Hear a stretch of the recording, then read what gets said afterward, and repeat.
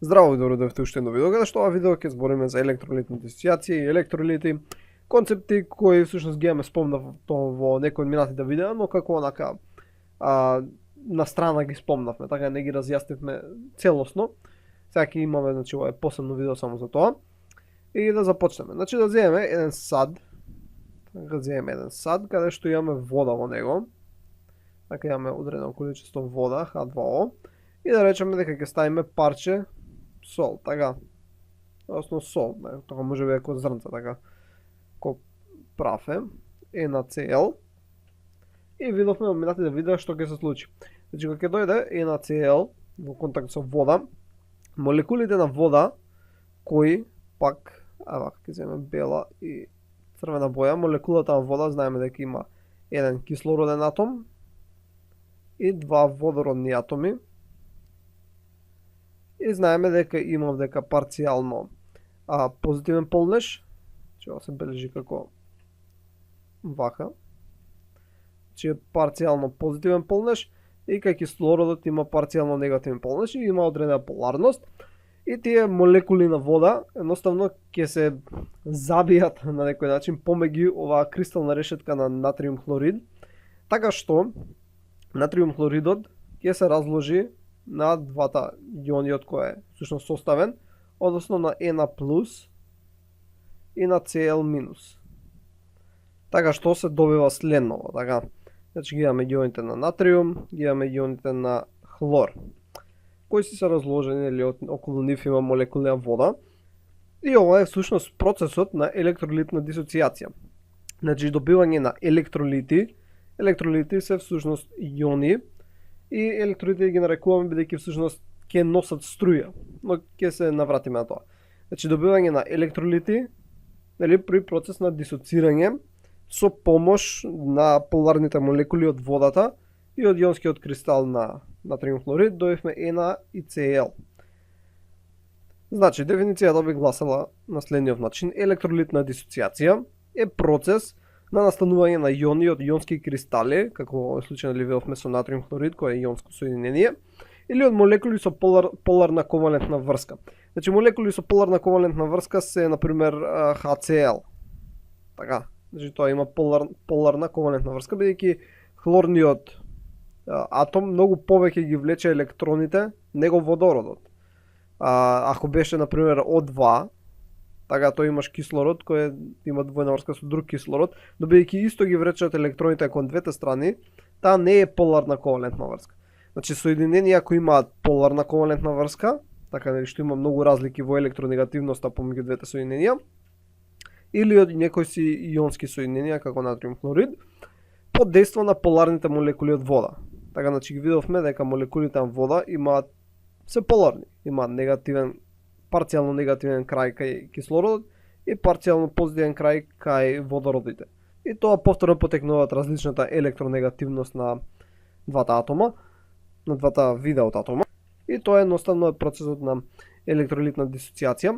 И ова, например, ако би го напишале како хемиски равенства, би било дека, например, вака, NaCl, ставиме вака тука плюс минус, ова дека е солид на почеток, под дејство, мислам, под дејство на вода, нормално ќе се добие Na плюс и Cl минус.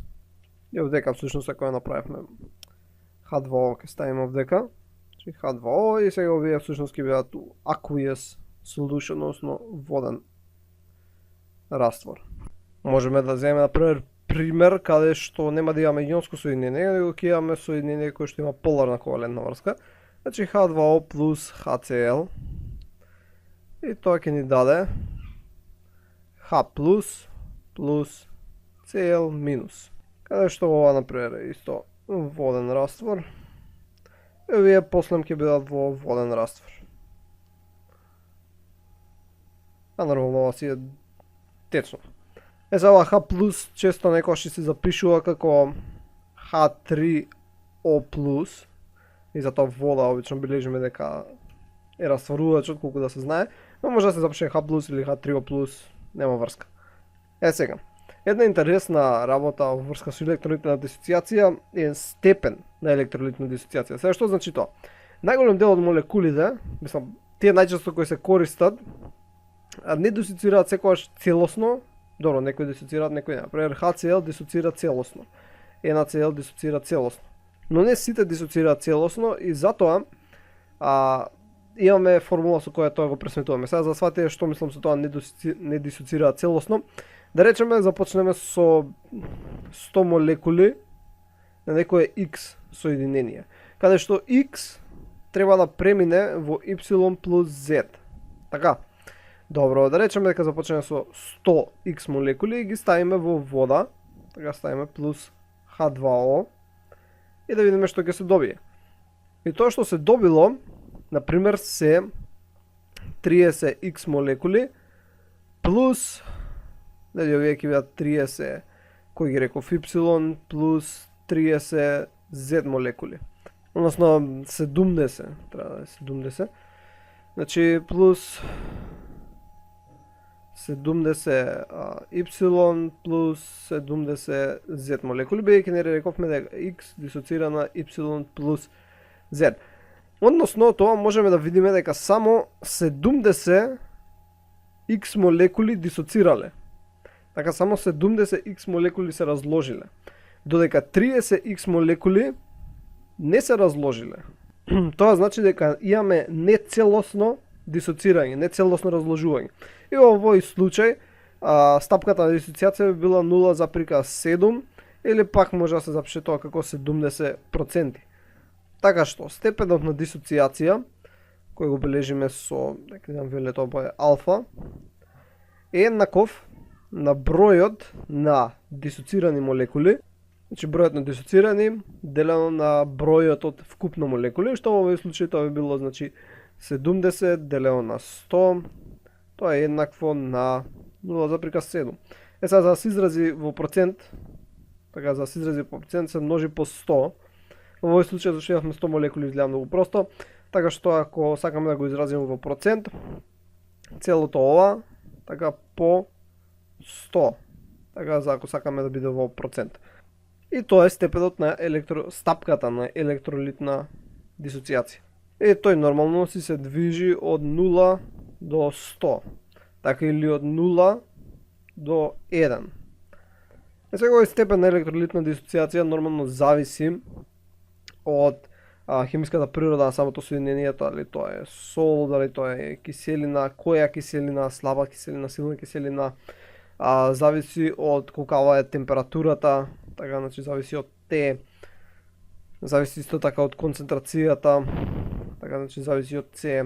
Има повеќе фактори од кои зависи степенот на електролитна дисоциација, но тоа е поважно, например, кога се прават некои експерименти, индустријски, но вас ви е битна теоријата, значи што е степен на електролитна дисоциација и како може едноставно се пресмета. Добро. Субстанциите кои подлежат на електролитна дисоциација ги нарекуваме електролити. Значи е вака. Субстанции кои подлежат на електролитна дисоциација ги нарекуваме електролити. И тие електролити, всушност кои ги ставиш во раствор, прават електролитен раствор. Значи е вака. Електролитите ги ставаме во вода. Така, субстанциите подлежат на електролитна дисоциација и прават електролитен раствор. И тие најчесто, значи, електролитните субстанции, електролитите најчесто се некои киселини, кои може да бидат слаби или силни, например као HCl која разгледувавме, може да бидат одредени бази, така како например натриум хидроксид, NaOH, може да бидат одредени соли, например као натриум хлорид, тоа е сол. Значи различни субстанции прават електролитен раствор. Сега интересно е, електролитен раствор е тој кој спроведува електричество. Така, значи спроведува електричество, вака ќе обележам ко громче, и успева да спроведува електричество бидејќи има иони. Сега принципот на кој спроведува струја нема да го разгледуваме, но всушност имаш катиони, имаш аниони, всушност електроните се пренесуваат преку нив, така. Значи имаш електрони кои се пренесуваат од едното на другото и така натаму и така натаму. Сум добро вака бидело всушност. И после тоа ќе стане негативно и после ќе иде на другиот позитивен атом и така натаму и така натаму. Но важното е дека ако нема јони во растворот, тој раствор не може да спроведува струја. Сега интересна работа е што водата всушност не спроведува струја. Сега спроведува, но не баш. Сега што мислам со тоа? Сега сите знаеме, знаеш, по филмови и учиме дека вода спроведува струја, така H2O спроведува струја. Но точно е дека водата од чешма спроведува струја. Да, бидејќи водата од чешма не ти е само чиста вода, значи не е само чисто H2O, него водата од чешма има различни метали, така кои доаѓаат од самите цевки или пак од изворот од подземја што доаѓа таа од подземја не е чиста вода, него си има различни метали, например катиони на железо, на магнезиум, на бакар, на не знам, цинк или нешто. Значи има различни метали кои се наоѓаат во мали количества, но тие се доволни за да спроведува струја. Сега ако земеш некој филтер, така и ги отстраниш тие, сега ги нема тие катиони, дали оваа вода сега ќе спроведува струја? Па ќе спроведува до некој си помал степен, бидејќи водата сама по себе всушност дисоцира на H+ и OH-. Значи самата вода сама по себе дисоцира на H+ и OH-. Сега добро ќе речеш, добро ако ставам некој филтер и ги тргнам и овие, така, дали тогаш водата ќе спроведува струја? У пракса на почеток нема да спроведува. Значи ќе биде тоа некоја си минимално спроведување струја, оваа дестилирана вода ако ја имаш. И дестилирана и деионизирана. Значи ако е дестилирана и деионизирана нема да спроведува струја, но со тек на време, например купиш вода која е дестилирана и деионизирана и она не спроведува струја и ја оставиш да помине некое си време со тек на време ќе се појават овие H+ и OH- иони. Така, од самата вода ќе се појават. И со тек на време таа вода ќе почне да спроведува струја. Али првично таа дестилирана, деионизирана вода нема да спроведува струја. Зашто самата молекула, као H2O, значи таа не спроведува струја, иако има парцијално позитивен и негативен, но поради ова поради тоа што самата дисоцира на H+ и OH- ќе почне со тек на време да спроведува. А водата од чешма сигурно да спроведува, бидејќи како што реков има различни иони од различни метали. Добро, тоа беше се за овој видео. Се надам дека научивте нешто ново и ќе се видиме во наредното видео. Довидување.